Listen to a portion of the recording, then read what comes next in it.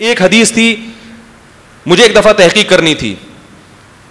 یہ جو 3 طلاق والی حدیث ہے نا, حضرت رکانہ رضی اللہ تعالیٰ عنہ والی حدیث, اس میں ایک سند ایسی ہے جس میں آتا ہے کہ حضرت رکانہ نے 3 طلاقیں دی تھیں جس کو نبی نے 1 کاؤنٹ کیا. میں نے اس حدیث کی تحقیق کی. علامہ ابن تیمیہ رحمہ اللہ تعالیٰ نے لکھا کہ یہ حدیث جس سند سے مروی ہے اس سند, ابن تیمیہ نے اس حدیث کو صحیح قرار دیا. اب جاہل آدمی کیا کرے گا, وہ فوراً کہہ دے گا کہ اس حدیث کو ابن تیمیہ نے کیا قرار دیا ہے, صحیح, لہذا یہ حدیث کیا ہے, بولو نا بھائی, صحیح. یہ تقلید ہے. یہ کیا ہے؟ اور یہی تقلید لوگ کر رہے ہوتے ہیں, ان کی اپنی تحقیق نہیں ہوتی, اور کہتے ہیں چونکہ حدیث صحیح ہے لہذا ہم 3 کو کتنی مانیں گے, 1. تو بھائی آپ 3 کو 3 ماننے میں چاروں ائمہ کی تو تقلید کر نہیں رہے, لیکن حدیث کو صحیح یا ضعیف ماننے میں کس کی تقلید کر رہے ہو, ابن تیمیہ رحمہ اللہ کی. اگر آپ کہتے ہو وہ حدیث کے بہت بڑے عالم تھے, تو بھائی مسائل کے بہت بڑے علماء تو پھر امام حنیفہ بھی تھے.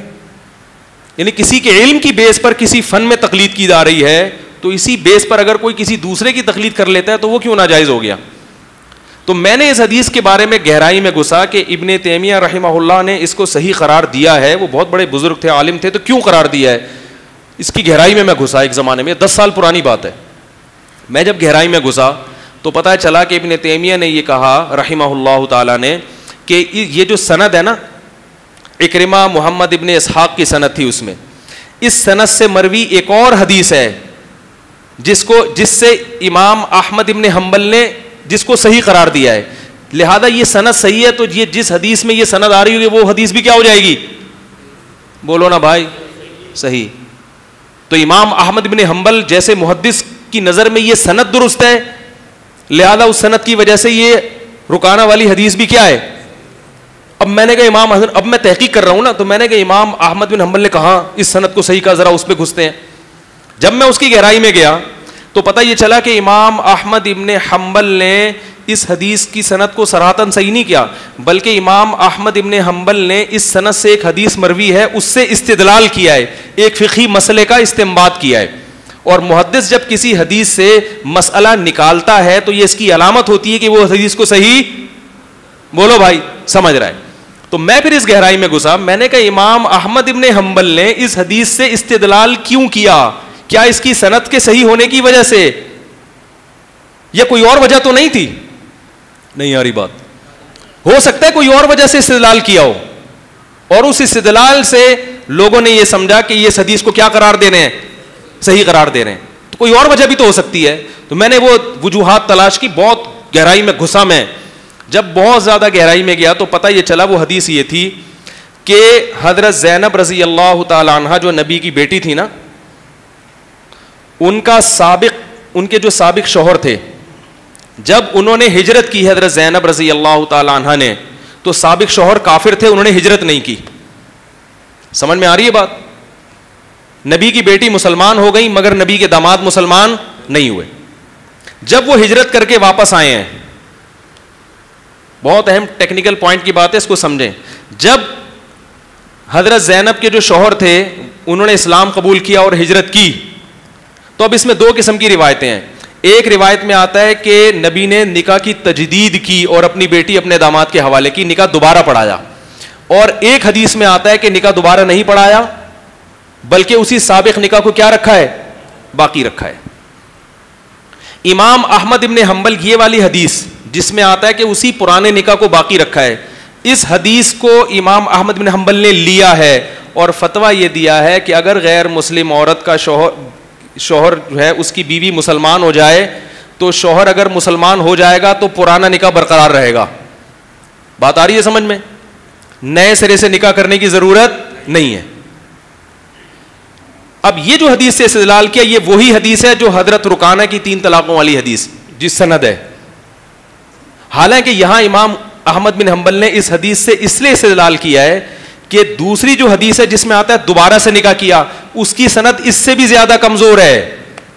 اب محدث کے پاس 2 ہی حدیثیں ہیں استدلال کے لیے, مجتہد کے پاس 2 حدیثیں ہیں, کہ یا تو پرانا نکاح برقرار رکھا یا دوبارہ سے نکاح کیا, تیسرا کوئی آپشن امام احمد بن حنبل کے پاس سرے سے ہے ہی نہیں. تو ظاہر ہے ایسے موقع پہ جو کم درجے کی ضعیف ہوگی اسی کو مجبوراً لینا پڑے گا, کیونکہ اس کے علاوہ آپ کے پاس کوئی آپشن ہے نہیں. تو امام احمد بن حنبل نے اس سند سے جو حدیث سے استدلال کیا, یہ قطعاً اس کی علامت نہیں ہے کہ یہ سند امام احمد بن حنبل کی نظر میں کیا ہے, صحیح ہے. بہت مشکل ہے بھائی, مجبور تھے وہ, اس کے علاوہ کوئی آپشن نہیں تھا. تو مجھے پتا چلا کہ ابن تیمیہ جیسے علامے جن کی ہم خاک کے برابر بھی نہیں ہیں, ان سے اس بارے میں کتنی بڑی مسٹیک ہوئی ہے. سمجھ میں آ رہی بات, مسٹیک ہوئی ہے. لیکن اسی مسٹیک کو یہ تمام حضرات فالو کرتے چلے جا رہے ہیں اور کہتے کیا ہے کہ ہماری تحقیق ہے, ہم مقلد نہیں ہیں. حالانکہ اس حدیث کو صحیح قرار دینے میں آپ نے تقلید کی ہے, آپ نے تحقیق نہیں کی. تحقیق ہم نے کی ہے جو ہیں مقلد, مگر پھر بھی آپ سے زیادہ تحقیقات کر لیتے ہیں. بہت مشکل, بہت مشکل. مولانا قاسم نانوتوی کی بحث ہو رہی تھی نا کسی سے, تو انہوں نے وہ بحث میں جیت گئے. انہوں نے کہا کہ آپ اتنے بڑے عالم ہو کے بھی مقلد ہیں. انہوں نے فرمایا کہ حیران اس پر ہوں کہ تجھے کچھ بھی نہیں آتا پھر بھی کسی مجتہد کی تقلید نہیں کرتا. تو تحقیق تو اس کو بولتے ہیں.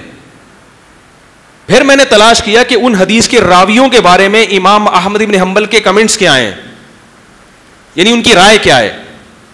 تو اس میں محمد ابن اسحاق راوی ہے حدیث رکانہ میں. امام احمد بن حنبل سے صراحتاً مروی ہے کہ محمد ابن اسحاق جب کسی روایت میں متفرد ہوگا, اللہ کی قسم اس کی حدیث حجت نہیں ہے. یہ صراحتاً مل بھی گیا, اللہ کی قسم. تو پتہ چلا امام احمد بن حنبل قسم اٹھا کے کہہ رہے ہیں کہ اس کی حدیث حجت نہیں ہے, پھر بھی اس کی حدیث کو حجت کیوں مان رہے ہیں کہ بھائی اس سے بھی زیادہ کمزور راوی اگلی روایت میں جس پہ 3 دفعہ قسمیں اٹھائی جا سکتی ہیں. ٹھیک ہے نا, اس پہ تو 1 دفعہ قسم اٹھا رہا ہوں, اس پہ 3 دفعہ. تو میرا طلاق ثلاث پر ایک رسالہ ہے, پتہ نہیں 6 سال سے لکھ کے رکھا ہوا ہے, مارکیٹ میں لانے کی فرصت ہی نہیں مل رہی. وہ دعا کرو لے آؤں مارکیٹ میں, لکھ کے رکھا ہوا ہے, تیار ہے, کمپوز ہوا ہوا ہے, بس اس کو چھاپنا ہے, ٹائم ہی نہیں مل رہا. تو اس میں نے یہ ثابت کیا ہے کہ یہ کسی کا بھی ماضی میں مذہب نہیں رہا 3 طلاق کو ایک کہنا, یہ سب فضول, یعنی کوئی کہیں سے کوئی نہ ضعیف روایت ہے نہ صحیح روایت ہے, کچھ بھی نہیں ہے اس میں. ہاں بعض ائمہ سے غلطی ہوئی ہے, ابن تیمیہ رحمہ اللہ, ہم ان کی خاک کے برابر بھی نہیں ہے, ان سے بہت بڑی مسٹیک ہوئی ہے. اس میں مسٹیک کسی سے بھی ہو سکتی ہے, لیکن آپ اس مسٹیک کو فالو نہ کریں, یہ پھر اندھی تقلید کہلائے گی. یا تو آپ مقلد بننا ہے تو مجتہدین کی تقلید کریں جو تابعین تبع تابعین کے دور میں, اور اگر محقق بننا ہے پھر تمیز سے محقق بنیں. یہ کسی نے البانی رحمہ اللہ نے کہہ دیا حدیث صحیح ہے تو اتنا کافی نہیں ہے, اس کی گہرائی میں گھسیں, کیوں کہا ہے, پورے ان کے رسالے پڑھیں, پھر اس کے اپوزٹ میں جو رسالے لکھے گئے ہیں وہ بھی پڑھیں, یک طرفہ کافی نہیں ہوتے, وہ بھی پڑھیں آپ. پھر پڑھنے کے بعد جب 1-2 مہینے لگیں گے پھر آپ اس قابل ہوں گے کہ آپ اس حدیث کے بارے میں کچھ فیصلہ کر سکیں گے. اور یہ بھی ضروری ہے کہ آپ کو اسماء الرجال کے علوم پر خود مہارت بھی ہو, ورنہ عامی آدمی دونوں رسالے پڑھ کے بوکھلانے کے علاوہ کچھ بھی حاصل نہیں ہوگا, سوائے بوکھلاہٹ کے کچھ بھی نہیں حاصل ہوگا اس کو.